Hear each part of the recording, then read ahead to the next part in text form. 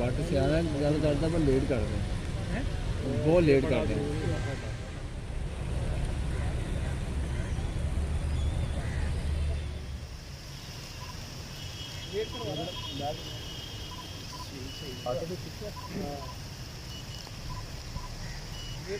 Wait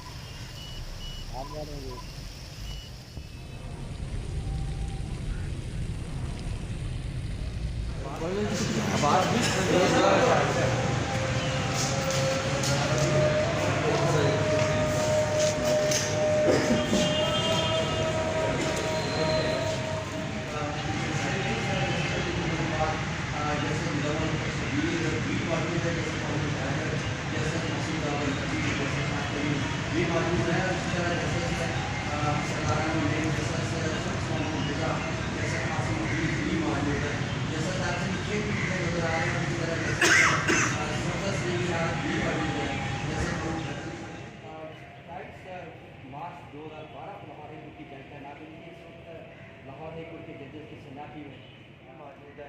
जैसा तारसलीम शेख भी पीछे नज़र आ रहे हैं और इसी तरह जैसा सफदर सलीम शाह भी मौजूद है, जैसा फ़रूक हैदर भी खड़े हुए हैं। ये एक रवायत है लाहौर हाईकोर्ट की, उसके बाद जैसे मुजम्मल शबीर भी मौजूद है, जैसे फ़रूक हैदर, जैसे मसूद आजम नकवी हमें नहीं पता मैंने अभी दे फोटो करके भेज नहीं सर फोटो सामने पता